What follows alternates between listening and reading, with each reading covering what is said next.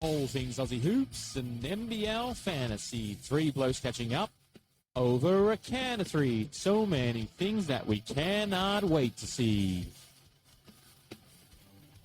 As McDowell got the keys, will Suarez be raining threes? After Brisbane said no Franks, the 36ers said yes please. They chose a second serve of Randall as United win a sweep. We think Walton's hard to handle. If Doyle rules, they're hard to beat. We love some Tucker. Wardenberger's got the lot. There's no cheese, but there's big sauce, and now Bangers gets the shot. Can a mango pick and roll fill a gorge-sized hole? Or do they need a lift breeder to restore their heart and soul? The Kings can focus on the books, so long as their man Xavier cooks. Will there be Magnay regret? Does R. Kelly fly with Majet? Will Thomas be a tank with Manic and LT? And I do beg your pardon, but we rather like Bradley.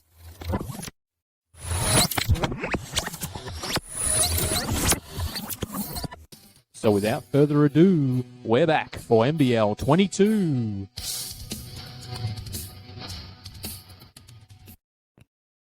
G'day listeners, you're back with Benny, Banksy and Boydie, the basketball blokes, dribbling all things Aussie hoops and NBL fantasy. And fellas, I definitely did not want to go back to the year 2022, I can assure you of that, but I've got some massive deja vu about 2022. Pretty crazy to think that the exact same thing has played out with Banksy currently leading the competition. How you doing, Banksy? You all right, mate? Very up and about, very happy, and I did not think it would happen again. No. But it has. Here we are. More on that later. Now, Banksy, very important to note that Banksy's captains, if you want captain's advice from the number one fantasy coach in the entire universe, you need to be a Patreon supporter to do that. So head to our Patreon page. I've got a little sample for you fellas of the good stuff from last week. And we're going to stick with X.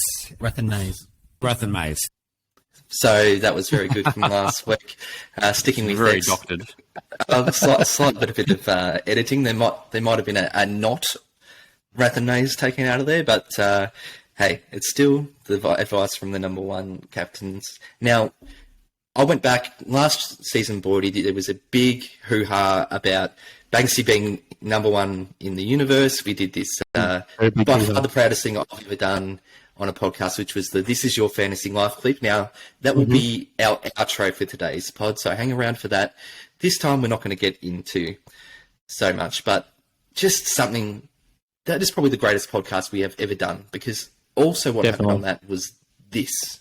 And look, I must say, they make the coffees really strong up here, okay? So you'll have to forgive me for the next half an hour or so, because, yeah. That's all Coffee. Yeah, coffee, we say. Look, look, they make the coffees. I think there's about 4 sugars in this one I'm having. Oh, there you go. That'll be called a mixer, I believe. But I'm not sure which way I can word this. After a couple of coffees, my brain's not working that well. But look, all of your all of your genetic material is going into this NBL fantasy season now that you've got the 3 kids and there's no more. So I really feel like really you're primed, you're ready, you were blue, you were just ready for this year, I think. Name your must-have for each position, and including 6th man as well. And look, we're just going to do it nice and quick. We've got consensus in a lot of these picks, right? I know mine and Banksy's team. Banksy and I both have Majet, Cotton, McCall, Law, Chi as our starting 5. How does yours line up with that, Boydie? What? Who's this Cotton bloke at shooting guard? Who's this? What about the guy that's averaging 61 over his last 3? Thank you very much. Who's that? Calabagata. Nah. Calabagata. Honestly, I'm gonna ride with Banksy on this one, seeing as he's the number one person in the universe, and I have Calabagata starting at my shooting guard position. Thank you. Over Bryce Cotton. Wow. Okay. Yeah. Big call. Lots of copy.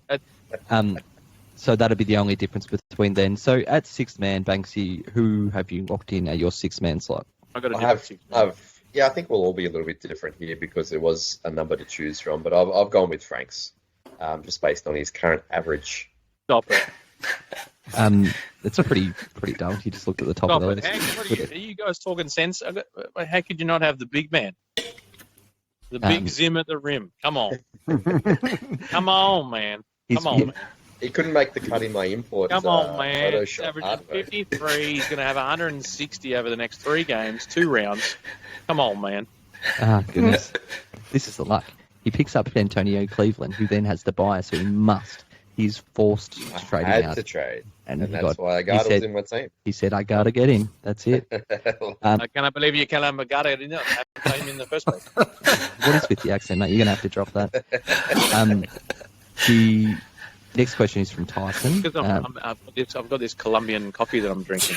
It's making me all go a bit funny.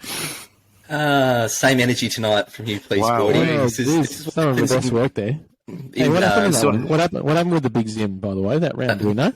No, I'm not going to go check. I know what happened at the end of the season, but I don't know what happened with you the next morning. I'm guessing maybe a hangover or something along those lines, but probably the greatest podcast we've ever done. But look, we've got to get on to the serious stuff now. And now it's time. And now it's time. The Let's injury report Forget about that bit. with Dr. Boyd. Too many buttons. Sorry Yes. about that, fellas. Yes. And now we've got some massive breaking injury news. And it looks to me like we have a case of big headus migrainus, which I believe has been caused by a case of the head wobbles. A bit of look at me if you like. And of course, I'd be talking about our bloke Banksy with the big headus migrainus. Or as well, a bit of neck pain that's sort of referred up because of the bit of head wobbles. So, can you tell us how you're feeling, Banksy? No, my head's fine. It's more my shoulders that are getting quite sore, to be honest. Oh, right. Yes, nice. Ooh, no, all, Big shoulders, but no, all humble here. Long way to go. Stay humble. Stay humble. So, Banksy, let's move on, mate. So, talk to us about your strategy. What has got you to this point, and we'll try and remember this for next year, so that we know how to plan for next season and be up the top come round 3 again. Well, there was a bit of luck involved. I started with the Jackie stack, which probably went against the grain. So the 4-pack, Doyle, Kelly, McVeigh and Majette, they started in my starting squad alongside Cooks and Sauce Williams. So that was the starting squad. And then I guess my trade since. So prior to round 2, I traded Majette to Will McDowell-White, who I'm yet to start. He's been sitting on the bench since. And we got the news of the Robinson injury. So I went Robinson to Simon for the Kings triple. Then it got a little bit more interesting. So prior to round 3, went McVeigh to Randall. Now, this is where luck does come into it. I was deciding between Randall, Tucker, and Brown. And I wrote this in the group chat. Barry, yeah. And I spent a very unhealthy amount of time deciding this one. And I wanted Brown because of his ownership. He was going to be unique. But if I hadn't checked, I would have missed going my second trade, which was always planned to go Aquera up to Hump, which did work out well. But if I went Brown, I would have missed out by 0.01 in the kitty of being able to afford that Hump in trade or something like that. So if it wasn't for funds, I would have likely have traded in a 0 last week, like our unlucky man Boydie here. So things could have been very, very different in the rankings. So I guess I've had the luck. I've been lucky with Doyle and Kelly. They've been really consistent across the first 3 rounds. My 3 Kings, X as captain in round 2, that made a big difference as well.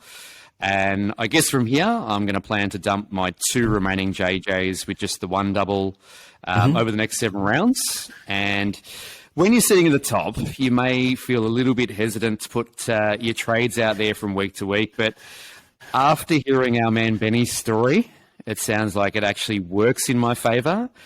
Benny, would you like to explain to the listeners what was your strategy this week? Initially, it was to bring in Hump and McDowell-White, but that's would have just matched what you had. I was sitting 5th in the world, so decided to bring in a couple of New Zealand breakers, fellas, and they broke my team. Yeah. So yeah, congrats. Keep sharing your team, and I do it for the podcast. Let's put it that way. Not mad about it at all. Only a little smidget. The only thing was Boydie. I begged you not to bring Pardon in. You've had such bad luck, and you brought Pardon in. I know. Never mind. Sorry, mate. I am definitely the kiss of death this season. Of course, I brought Brown in this week. Look how it turned out. Now, and more fool on me because I was actually at that game. NZ were playing Phoenix on Saturday night. I noticed, and you know what? I noticed Barry Brown was shooting down one end as the rest of the team were warming up, and I was like, oh yeah, he's just, I'm a bit COVID brain still. I'm going to blame the COVID brain fog. And I was like, oh yeah, he's just warming up. He's just doing something different. He's obviously done his run throughs and all that sort of stuff already. And next minute, game starts, and no Brown. And that must have been an absolute dampener when you're at the game to enjoy the game. Yep. And it ruins your fantasy week. Yep. Boydie. Shattering. I knew it was coming because the week before I had who did I have the week before? TT. TT, and yeah. He obviously had the 2 minute and then injured, so I had the 6 on my starting lineup. But I mean, that's at least the good side of things that Barry Brown Jr. was on my bench, so the 0 was only on the bench, but it still takes a big hit. Yeah. We did hear from someone who has him as captain, so that hurts a lot. All right, let's flick through this. NBL Fantasy News.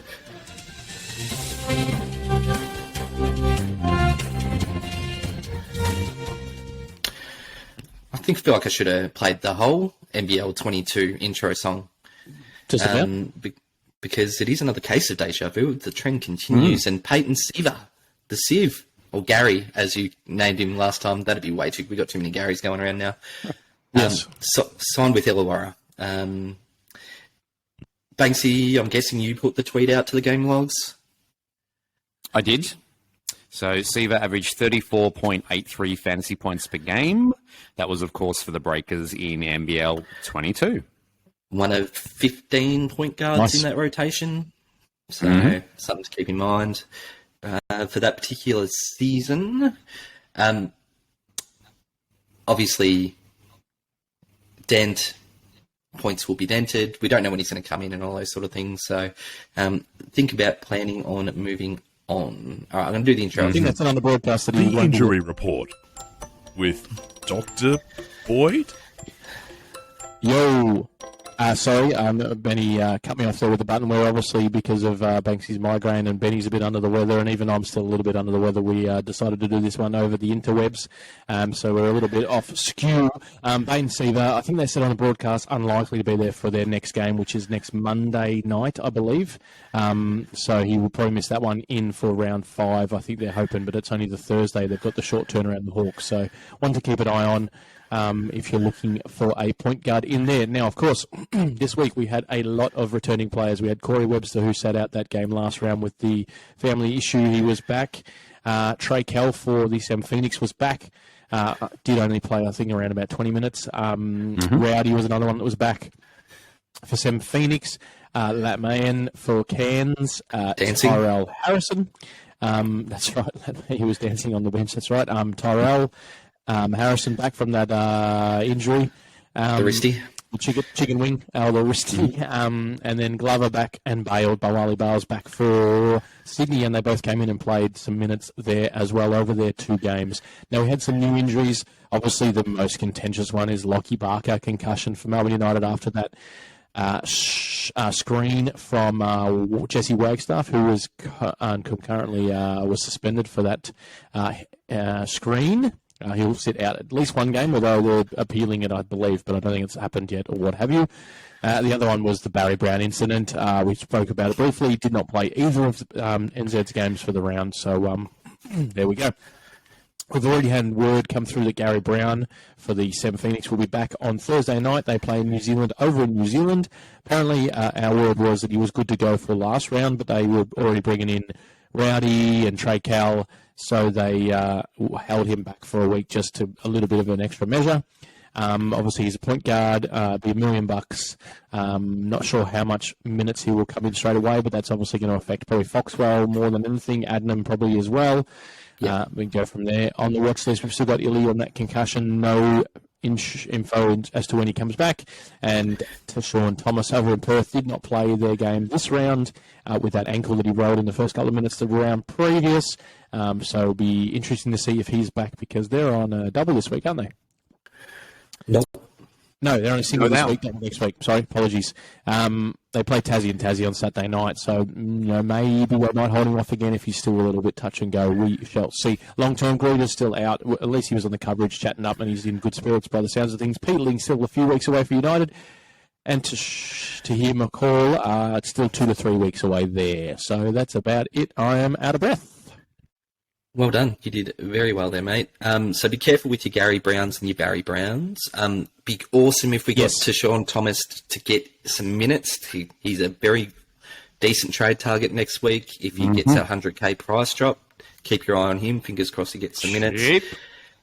And I hope we're not going to have to be online forever. If Banksy can't fit his head through a door, how are we going to ever do in person again? I'm a bit concerned about that, Boydie, but... all right, Banksy, let me set you up for this one, mate. Failing to plan is planning to fail. It's time for the schedulizer.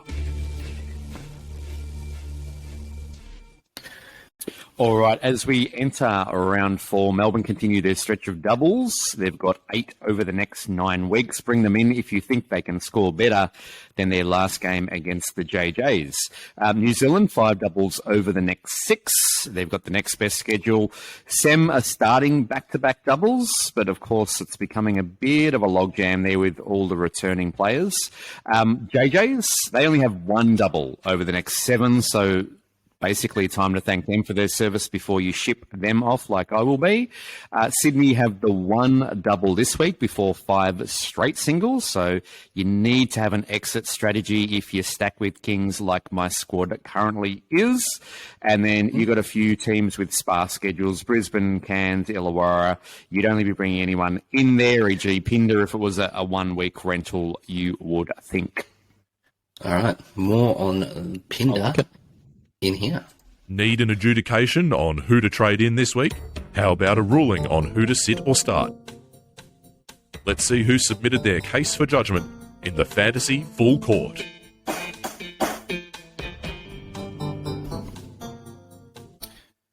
Groovy. And conveniently, this little tidbit called Cows Out to Pasture. I like the name, Benny. That's why I thought I'd bring it up. Couple of questions about cash cows, I believe that's in regards to. So we had Nick Turner asking us alternative. Is Madut still a cash cow option?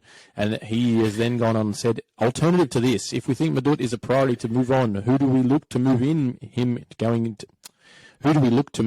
to if going up to $1 million man isn't necessarily an option until Cook's money can be used? What I had as per Nick Turner, he said Madut options under 850k. And then Brad Mack has come back with Madut options under 450k. We're getting lower and lower. Get low, get low, get low. We didn't have that clip, Banks. Benny? You can't get low for under 450. Saving it for later, but go for it. Cheap options. There's one that we've put, someone's chucked in there. Do you want to go with it? That was me. Because it's pretty thin, but they've got the schedule and he's showing that he's getting minutes, and that's old man Dave Barlow. Depending on where you have Madut, he's obviously an SGSF. Barlow is an SF/PF, but he's 418k. I think he went up 80-odd K this week. But there's not much to choose from, but I think he's probably one of the safest picks there while he's getting the minutes. Peatling's still out, and Melbourne have the schedule. So worst case, even if he doesn't increase too much, you'd assume he's going to get some points while they've got these string of doubles if you're just sitting on your bench. Yeah, Barlow started obviously the 2 games on the weekend and had 51 minutes over the course of those 2 games. So he's averaging about 25. A nice cheap price. He is an option there. The only other one that I was going to mention, because their schedule is not too bad now, I don't know if I really like it, but he's not really getting the minutes that you see there with Barlow, but Vandanovic is actually averaging decent score for his price at the moment. He's averaging 19, I think, over his last 3, and he's only about 470k. So, but I don't know if I like it. But they've got a good schedule, so he is one if you're looking in the cheap seats. All right, this makes me go back to Nick's, I guess, proposition about if you're a Cooks owner, for example, which Banksy, I know you are, and I know you've got Madut as well.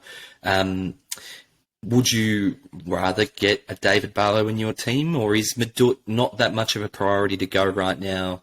And is he still just okay there on the bench? Explain your thought process for that, because obviously Madut and Cooks get you a couple of $1 million men, as Nick Turner, currently 3rd in the universe, chasing down your tail. So answer truthfully for us. Well, I'll give him the wrong answer if he's 3rd, but for me, I would prefer to wait 1 week. In the grand scheme of things, I want the longer-term trade where I can bring someone in that can actually play on the court. For me, I think I'm waiting the week, and then I'll actually get Madut up to someone, if it's $1 million man or someone that's fallen closer to 900k that is playable on the court, by getting that money from the Cooks trade out with the Sydney string of singles. So, yeah, I don't think you're going to ever be playing Barlow on your court. That's not a safe option. I'm going to be waiting the week till I have the cash to get him up to someone. Yep, I like that strategy, Banksy. I think it's probably the best move. You can keep him on the bench. Yes, Madut saw a huge drop in minutes. He went from averaging around about 30-odd to down to 14, and obviously that reflected in his score of only 9 for this round. It was only 1 game. But if he's just going to be sitting on your bench and you really can't do too much, and if you've got other areas you need to fix and you need to play someone on a single because you want to get rid of Madut, then I think the priority would be other areas. But if you've got the trade up your sleeve to do it now and you've got the cash and you want to get a bit of an upgrade, then I would probably be doing that this round. But, yeah, it kind of depends on your situation. And let's be honest, no one for the Phoenix actually scored well in that game either, against New Zealand. So hopefully we can see a bit more this week. At least across 2 games, you're going to get some sort of score on the bench, you'd imagine. Yeah, Adam had a 42 Beautiful. And broke off had a 31, but not too bad. But, yeah, I see your point. I'll get one of you to read this one out because I'm probably the only one. Okay, let's go. Beautiful. Stuck in the mud. Marco, best 750k PG to get rid of Madronya. Can't see many decent options or just persist with him. So I brutally went with Madronya instead of Lockie Dent. I think Tommy Hirsch had the line, if his shots don't hit, he sits, when talking about Lockie Dent. I thought there was an established pecking order, etc., etc. But I'm legit stuck in the mud now. You'd be looking to get up to $1 million. It's just how it is. Now, I have Cooks, right? So I could trade Cooks out this week to get Madronya up to $1 million man, or hold off for the week. Now, it's not ideal, but what I'm going to do is keep Cooks. I'm going to have Madronya scoring next to nothing in my point guard position this week. I just have to ensure that I've got enough money in the bank so that I can put that on top of Cooks and Madronya to get them up to a couple of millies next week. So there is no other options that I can see that I like. Like, obviously, Dent is the one, but that you're going to have an exit plan from that the week after. So if you've got nothing else, if you've got nothing else to do, if you're good with your Jack Jumpers and your Kings who are going on into the rough schedule, Marco, then maybe Mud to Dent is your short-term fix. Dent up. That'll get you some points on your bench, only halved. So that's my thought process. Unless you guys can see a cheap point guard option, I really don't think there's anything I'm liking. I'm waiting. Yeah, I think that might be the strategy like Banksy just went with before. I don't really like anything else really there that's going to get you minutes guaranteed. So I think persist and do the doubled up trade next week when you've got Cooks coming off all those games. Thank you. Trade targets, a couple in here. We had Charlie Horse asking, are people still considering Tucker, or are there better options for cheaper, similar prices? Jeez. Banksy asked me who are the trade targets this week. Just a little bit of background. I like sharing our interactions sometimes when they're humorous. And Banksy asked, who are even the trade targets this week? They're all crap, right? Of course they're all crap when your team is perfect, right? So, Yes. oh, mate, Banksy, he's, very elitist at the moment with his fantasy team. But I said to him initially that Tucker was the most obvious trade that I thought to get in this week. So I'm curious to know, has he been in any of your moves since game unlocked, or have you had a play yet, Banksy? He has, because when there's a schedule to follow, there's trades to be made. And because I got rid of my 2 remaining Jackies, one of them is Doyle. I brought in Randall last week. I've got Beamer on my point, Will McDowell-White on my point guard bench. Therefore, I guess, I'm not going to target Brown until I've seen him back and safe from that injury. I think it was a hamstring strain. Tucker is, I feel like I did with last week, I brought in Hump and I got him at that sort of discounted price, and it worked out. And I'm just hoping that Melbourne United are actually going to turn it around and start playing some good basketball from here on out. They've got better matchups this week. They're not going to get strangled by the JJ's defense. And I think that Tucker has looked good. It just hasn't translated into fantasy like we saw in the preseason. And I just feel it's just around the corner for him. I'm just hoping that, if I've got him at that discounted price, I think he's almost close to 900K now, can get him at his basement, and I still have confidence in him.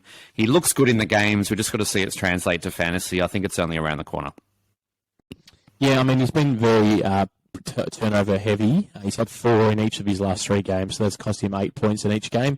And also his shooting hasn't been great. He was missed 10 in one game against Sydney, and then missed 8 in Perth, and then 5 against the JJ. So obviously if that shot starts dropping a little bit better and maybe takes it a bit easier on the turnovers, then we might be looking a little bit better there for Tucker.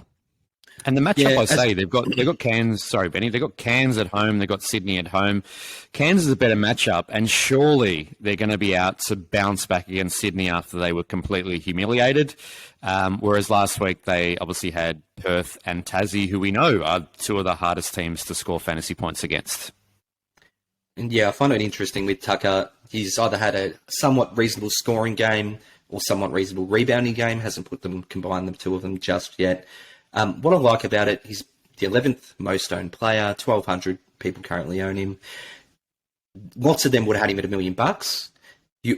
If you get him now, you automatically lock in 70K price advantage on everyone else that had him earlier, and now you get him for the good schedule. So I kind of like that, joining and consolidating that advantage over everyone else. So thoughts on Tucker there? Like it. Mark, I also hit us up with a trade target question. Do we like what we saw from Rowdy to be a viable trade option for the 2 doubles, if not need an SGSF to replace McVeigh? Rowdy, as I mentioned before, had a 31 in his game back, but they've got Brown coming back this week as well. I still think that they threw 3 different new guys back in last week, including Rowdy Brokoff. So I just want to see a little bit more. I think I'm not that confident with Rowdy that he can keep backing up. Beautiful. Fantasy was going to be 2 stacked, aren't they? Oh, that sounds great. We've been pathetic so far. Boydie, how on earth did we beat the Jack Jumpers in round 1? I've got Seriously? no idea. Seriously. No idea either. Next question's along the lines of Southeast Melbourne as well. Entitled, Get Off the Sauce. And Glenn, like many of us, are asking, do we now trade Williams, which is my plan last week, but never went through with it. Given that Sem have 2 doubles coming up, and it's not just those 2 doubles, they have a pretty damn good schedule for the next half dozen. So, did you keep Williams, Banksy? I want to know. Did we? I did keep him. I benched him for his single, and Hump is my playable centre at the moment.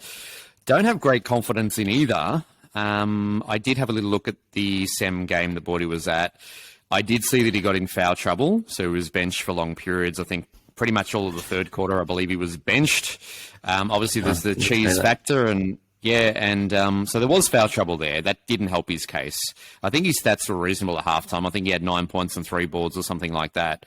But it was the foul trouble that affected him. Obviously, cheese is always going to affect his minutes.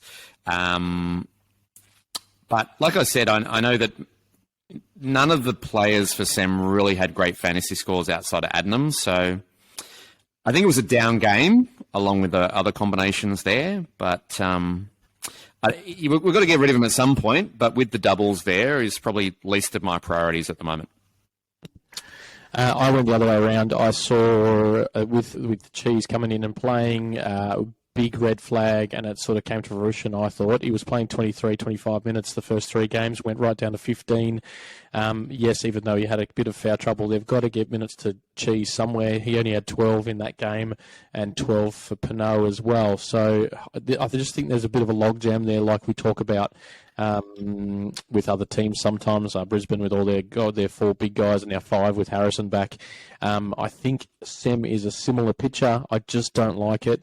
If Sauce was going to play 23 plus minutes a game, then I would probably be keeping him, but that 15 is a real worry to me, and it doesn't seem like Mitchell's sort of thrown it around. He's not just, I wouldn't say, even though Sauce Williams started, I wouldn't say that he's going to get starter minutes. I don't like it. Red flag, got rid of him, and look, that was one trade that kind of worked out for me because I think I brought Pardon in, so I think Sauce only had a 14, Pardon had a 58 over the round, so got to be happy with that. Yeah, really tough decision. I'm tempted to get rid of him this week down to Humphrey, and there seems like there's going to be similar, cheaper players that'll score. Similar at a cheaper price at the moment. Hump's got those defined minutes there. So, yeah. But obviously the injury risk with Humph is always there. We always worry about it because of his history. But I remember last week we were talking about Sauce Williams having iced up his knee or something along those lines before the game, or something along those lines too, and he nearly sat out that second game in round Correct. 2. So there's a bit of a red flag there as well. So I just don't like it. But if you've got other areas of need, then by all means focus on those. I'd be probably starting Humph. And they've got New Zealand. They've got New Zealand again on Thursday night, which is the team he struggled against. Yep. He can be next traded. one. Yep, I think so. Point of difference. What do you do when your king turns out not to be a POD but POO? Banksy, your boy King. What's going on? I started thinking about the Kings. I was wondering who he was talking about there, but I'm assuming he's talking about George King. Or it could be Suarez, maybe. Who knows? But I didn't see all of the Illawarra game, and it's really strange. Every time I flick the Illawarra game on, or flicking between, but every time I see King, he looks good. He hit this fadeaway 3-point shot from the corner, and just every time I saw the game, he was actually doing something. But it just doesn't seem to translate to fantasy for him as good as he looks. He looks smooth, but coming off the bench, I did notice one thing though. I didn't know how the fantasy breakdown worked in the second half for him, but I did notice they actually started him in the third quarter, in the second half. He didn't come off the bench like he normally would. Did either of you see the game? Yeah, but I didn't see anything that really impressed me, to be honest. Yep. He hasn't really been like, and he had 3 turnovers in that last game against NZ. He had 1 in the game against Adelaide. So, but most of his stuff said he missed a couple of free throws over the course of those 2 games as well. But that's really it. So he's just not really putting that many points up on the board. Scoring points. He only had 8 points and 9 points. He obviously is getting rebounds. He had 9 rebounds in one game and 8 in the other. So if he did tick those scoring figures up a little bit, then he would be definitely maybe playable because he looks to be like he's almost a double-double threat, really. It's just a tough one, and I don't think you can do it. No, All right, Boydie. The reason I included this question was, I like the POO, but we've got a man named Jarrell Brantley in our team. He's a POD. And currently, he has been very much POO. This is the bit of a general discussion on points of difference.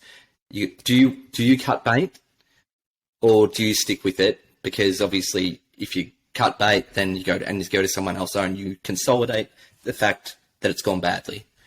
Do you feel like you need to stick with it? Are we going to stick with Brantley, for example, Boydie? Well, that's why I had my jumper around my head there. I thought it kind of had a bit of a Brantley sort of ponytail with the headband kind of look about it, with the big thick okay. dreads, I guess, in the back. That's what I was going for. But it was slightly uncomfortable with my headphones on, so I took it off. But I think I have to back him in. I'm going to have to, I think. He had that game high 41 the round previous, and that kind of got me a little bit excited because I did have him that round. And then obviously he had the 23 and the 24.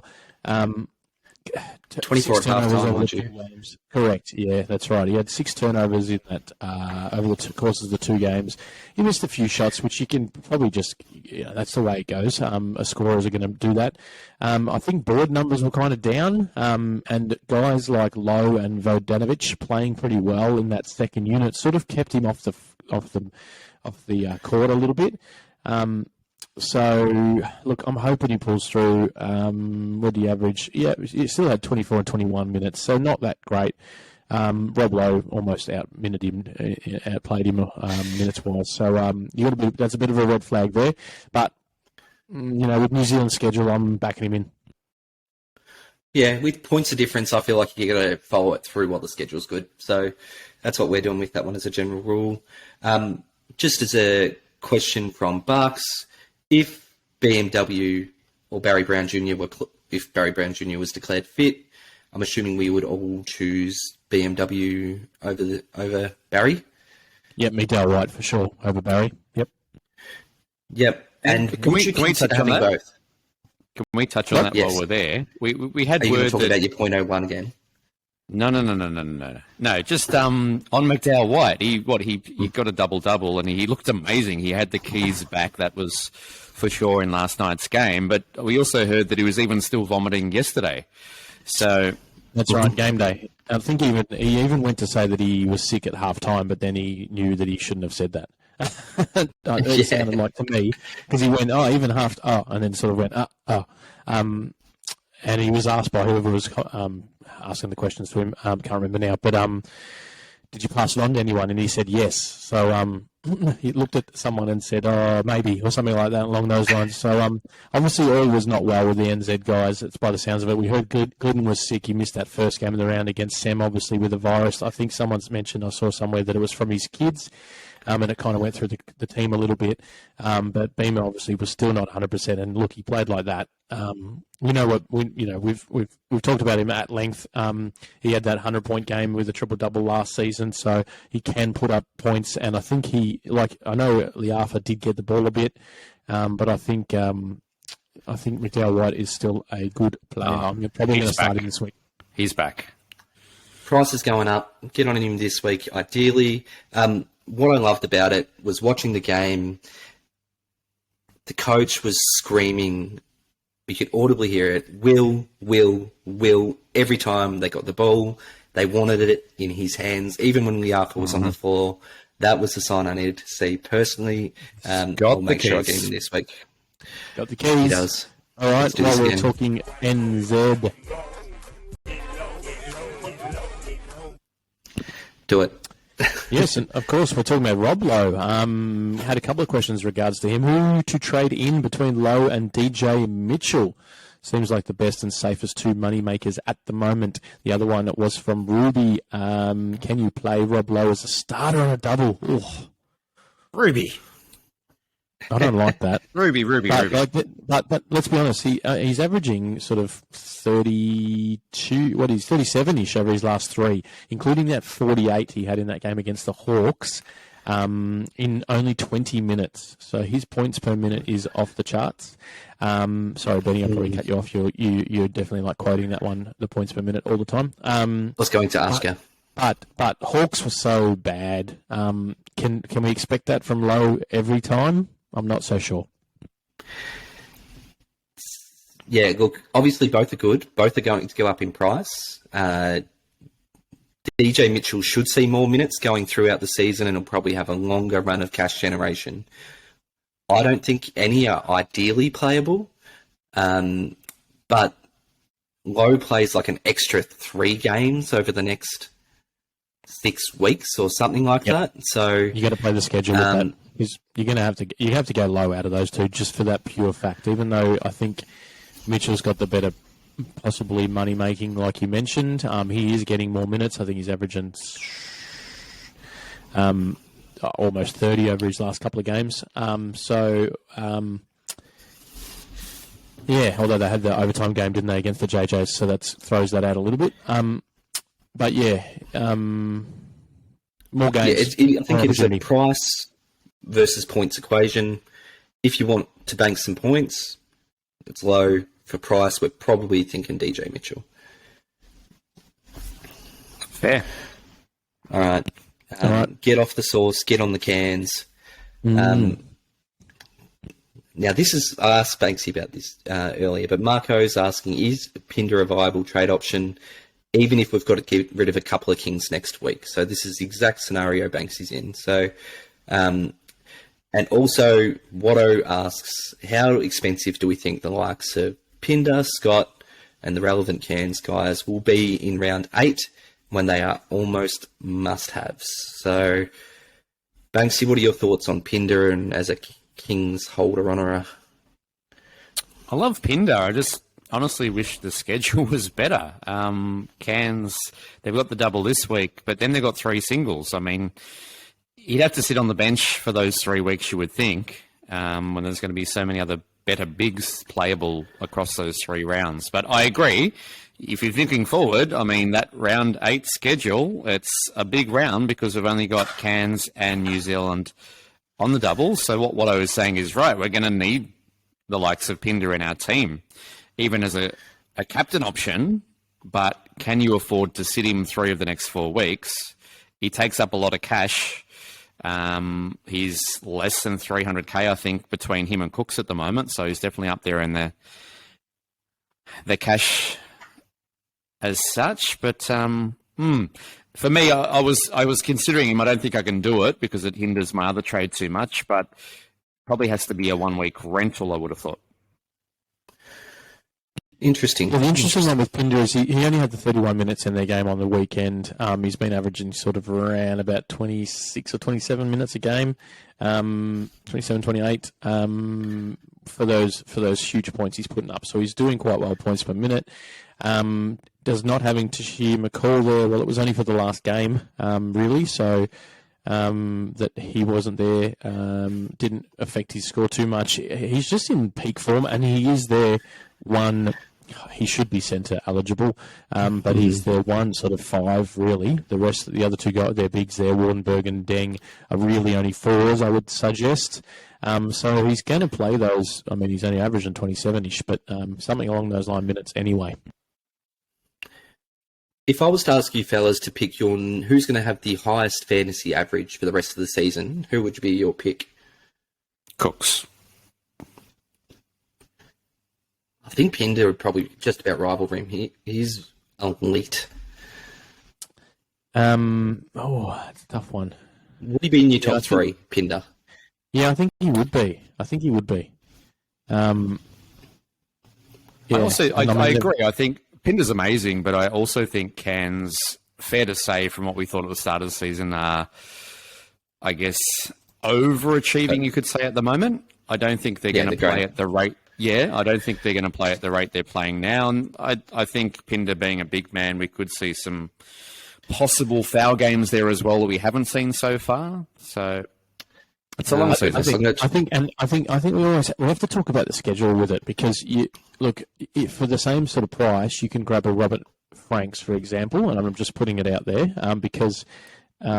With their schedule, Cairns have got a double. Obviously, Adelaide have only got the single, but then Adelaide's got 3 doubles in a row to Kansas 3 singles. So over the next 4 rounds, you're getting 5 games from Cairns, whereas you're getting 7 games from Adelaide. You got to play the numbers there. You're better off having Franks because you got 7 games of they're averaging similar numbers at the moment. So do you know, I'd be more inclined to have him if he wasn't purely PF. Are we all? Of course. Are we all burger owners? Yeah. Okay. So we're not. I'm anti-redhead in my team. I've got Wardenberg on my power forward bench. If I brought in Pinder, then next week I would have to trade Pinder because I'm not going to, I'm stuck because I've got 2 power forwards that aren't centre eligible. I can't flick them around. So that's my problem as well. The only way to do it, right? Boydie was kind of going down the line of thinking, right? So he brought up Adelaide and Franks, and we talked about this with Cleveland and Hogue in the preseason. The perfect pairing. Have a look at the schedule, as the fellas. Adelaide, Cairns. It gets you all the way to round 12 with the perfect pairing. If you had Pinder and you had Franks and that was going to be your stack, for example, that'll get you a way through. That is the only possible way I think that you can pair Pinder and have good doubles coverage for the rest of the So round 12. much money to have on the bench from week to week, though, isn't it? Yeah, it is. It's a lot. Absolutely. That is the payoff, massively. All right. The other Who's up Cairns next? boys to talk about is Scott, I guess. Watto said, how expensive do you think Pinder, Scott and relevant Cairns guys will be? So Scott's the one we haven't mentioned there. Now, with Matiji McCall out, he obviously bumped up his minutes, and he had a great game. He had, sorry, my computer's slow on me. He had 58 fantasy points, which is matched his high that he had earlier in the season. He played the 35 minutes, though, so... yeah, a little bit of a red flag there with that many minutes. But Talking about still Scott no Randall difference. pairing anyone. 1.8% owned, averaging Scott 50. Randall. Yep, 100K this week. Perfect pairing. I love it. So he's getting points all across the board too. Steals, assists, points. He's doing everything, shooting threes, you name it, he does it. The schedule's the killer one, as we talk about. But if you compare him, like with a Randall, for example, that they're mentioning now, while they're still reasonably cheap, both of them. Scott's only 1.2, so he's only had the 200. Let's go 1.5 plus. Yep, I would think so with his current. There's just so many good average. guards, though. So many good guards you can have with a better schedule at the same price. Yes, I agree Indeed. with that a little bit. Banksy. And Pinder will be 1.7, I reckon, if we're going to price guesstimate.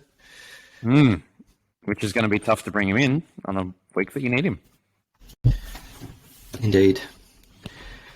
Alrighty, back on deck here. So the Cairns boys are taken care of. Cooks now, we have brought him up a little bit. Is Cooks a hold all year from Fletch, even though his upcoming singles run? Or is that too passive, particularly considering his price?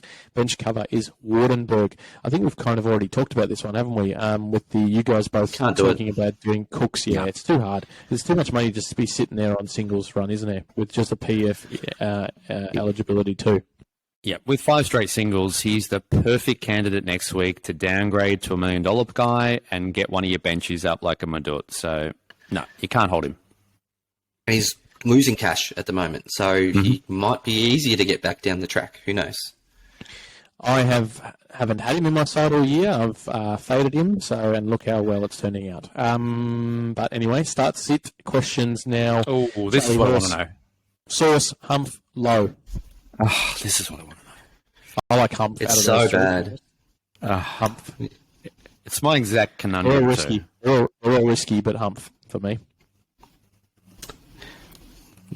I mean, it's not low, I don't think, out of those two. Yes, I agree. So, how did Humph look in that second game? I'm worried about Humph on a back-to-back, and then they'll just sit him. How did he look, though? Did he move okay? If he looks like he's going to play all the back-to-backs, then I'm happy to go with Humph over Sauce. Given, there was plenty of illness and Sauces seem to be somewhat injured as well. How did he look, fellas? I need to know. His minutes did tick down, so he had the 21. In the previous games, he's sort of been in the 24 to 27 range, so he did actually drop him down a little bit. Still more than Sauce. No. Yes, he was in foul trouble. Hump was in foul trouble. Yeah, he was. He was on 4 fouls very early. That's right. That was foul impacted that second game. That was the Jackies impacted.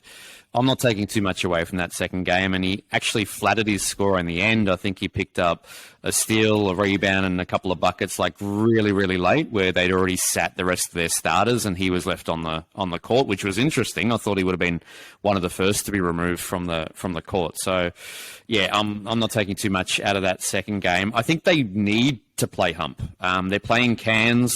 He's going to have to play on Pinder. They're playing Sydney. Sydney have the big man with Hunter and Suarez, let alone Cooks. They're going to need him out there on the boards, I think, this week. I think I am leaning towards Hump for that reason. If that's the case, then I'm certainly trading out Alan Big Sauce Williams for Isaac Humphries. Then it's just, if I'm not going to... Because I probably will start Hump over Sauce. Better schedule for Hump. That just consolidates a trade downgrade. That makes sense to me. Can I ask you, though? Benny? I need to ask, I saw a notification on my phone from the Discord chat. I didn't get to actually open it. Was someone talking about Hump and them looking at his feet during that second game? Did anyone read those comments? Yep. There was a picture that was found. It was from a fan. I believe it might have been on Twitter, and he was iced up. So he had an ice on one knee, and he had ice on one foot as well. Now, that you can read into that what you like, but it could just be purely just taking a precautionary approach. So They got blown out, right? Yeah, a little bit. So look, That's just Hump life now, isn't it? Yeah, I reckon it would be Hump life. I mean, footy players do that every week as well, so it's just the way it goes. I think, just part of the recovery and all that sort of stuff. So, I wouldn't be too worried about it. The problem for owners like me with both is both Phoenix and United play that, the Thursday games. So you're going to have to decide pretty early. Source plays in the first game. Hopefully Hump's fine, and I'm sure he will be, but we're not going to know. So you're going to have to make that decision straight up. Correct. And if we're adding Pardon to the equation, Pardon v Hump, I'm still probably going back in Derek, personally. Yeah, I am too. I am, mate. I'm going to back in Pardon, and my other centre is Suarez. I'm going to back him in this week as well. Pardon had the 30 and the 28 in the two games, the round just gone, in 19 and 22 minutes. A little bit of foul trouble as well for Pardon. So did Brantley, interestingly enough. I forgot to mention that earlier. I just like him. He's very good on the offensive boards, very active. And look, he missed a few free throws, which hurt him in a couple of games too. As Cook's owners will know, that hurts when you see that. They're playing Sem this week and then at home, and then Cairns on Sunday. So, look, I think he could take care of business this week, Pardon. So I'd be starting him over the Hump for myself, and I will be. So our answer is Hump, Source, Low, in that order. Yeah, we'll move on to the second one. It was Pardon or Humphreys, but we went with that. Yep, that's right. Yep. Very good. Wrap us up, boy, man. We got anything else for this week? If not, as always, you can find us at @bball_blokes on Twitter. We're Basketball Blokes on Facebook, or www.basketballblokes.com, the number one source of NBL fantasy information. Hopefully, we are all fit and well and firing next week. We'll be in the same room together. Let's fingers crossed and toes crossed, and Banksy, continue on with the head bubble until next week. See you later. And I'm about to play this NBL Fantasy Live clip from last season. Hope you enjoy it. And remember, when it comes to NBL Fantasy, disaster is only one magnate away.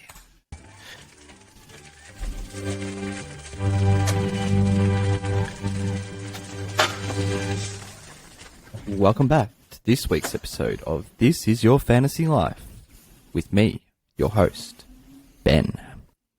This week we look back at an NBL fantasy journey that didn't start off that well. But eventually, with thanks to a global pandemic, it resulted in being the number one ranked NBL fantasy player in the world. Of course, I talk about the NBL fantasy career of the one and only Matt Banks.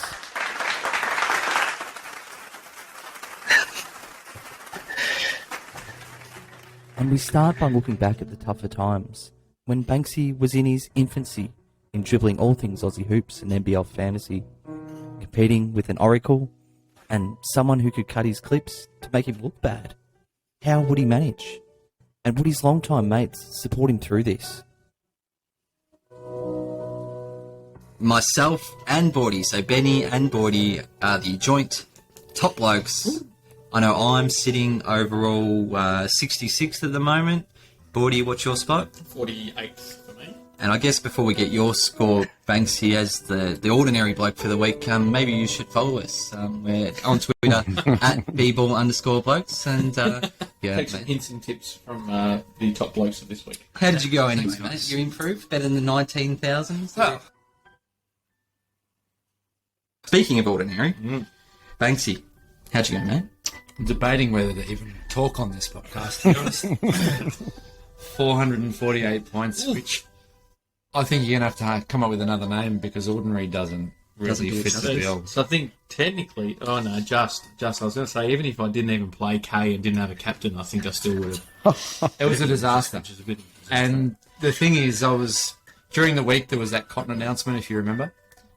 He sat out training, and I thought, this. Not that you wish injury on any player, but I thought, well, this could look pretty good for Terrico owners. And then that quickly swung around the other way. Terrico didn't even manage to hit the court, and Cotton went off. So I had Cotton, who didn't play. I was stuck with Amani Moore. Yeah, Terrico didn't play. Sorry, Terrico didn't play. I was stuck with Amani Moore.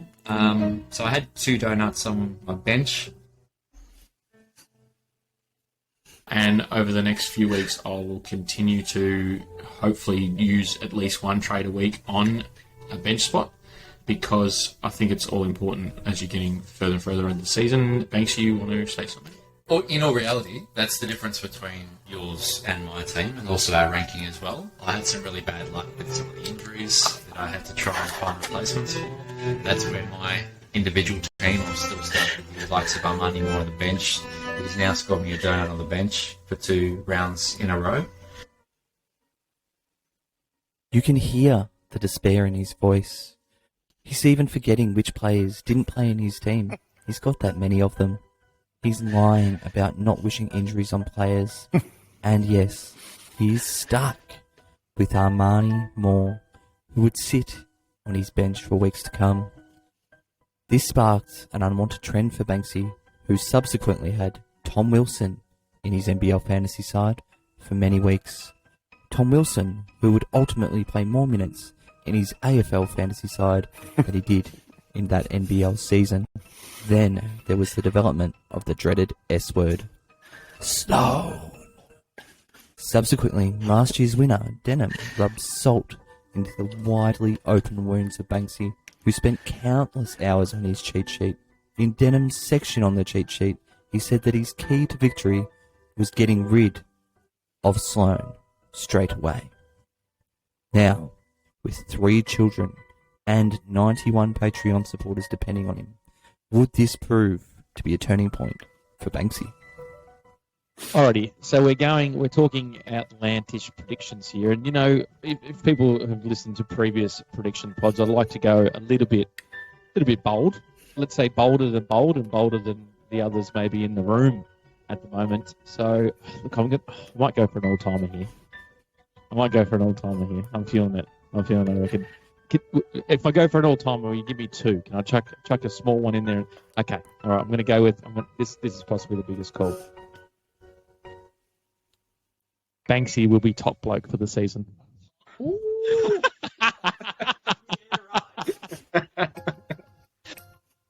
With the unwavering support of his mates, which has been evident throughout this journey, Banksy completed his first Excel spreadsheet of his NBL fantasy career.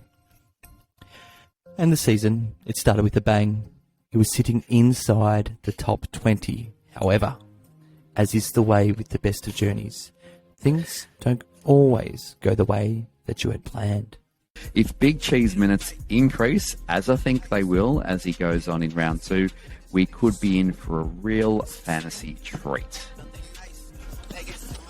And at the number 1 spot, I'll be rolling with Big Willie Two-Way Magnay. We did the maths, and if Banksy had gone with his number 2 option in round 2, he would have ended last week as the number 1 fantasy player in the entire universe. But would that setback hamper our boy Banksy? No way. Banksy obviously used his recently acquired media accreditation to get the inside scoop on the game cancellations and get the edge over his opponents. Congratulations from the blokes, Banksy. And we will end This Is Your Fantasy Life with some messages from whoever we could find on very short notice, who we asked to take the piss out of you. Until next time.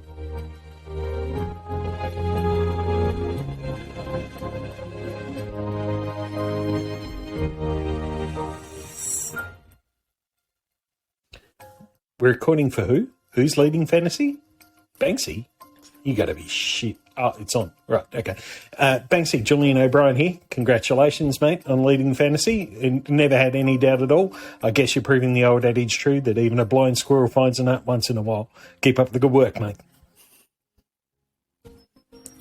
And now it's time for Banksy's rankings. It's not Benny or Boydie, so you should at them. And me too.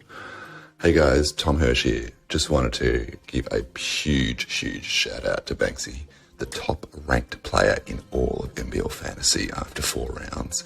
I mean, what can you say? He's the top bloke, he's the top man, he's the top everything right now. He's setting the pace for all of us to follow. And look, kudos to him because he's doing it right. We've all got a bit of work to do to catch up, but Banksy, huge congrats, mate. Keep it going and we'll keep following your lead. Cheers, fellas. Bye. Hello, blokes. Liam Santa Maria here. Merry Christmas. Hope you had some good times with the family.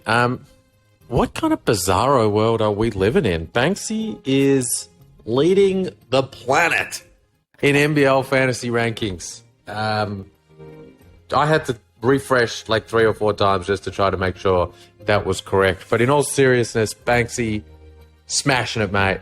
Congrats.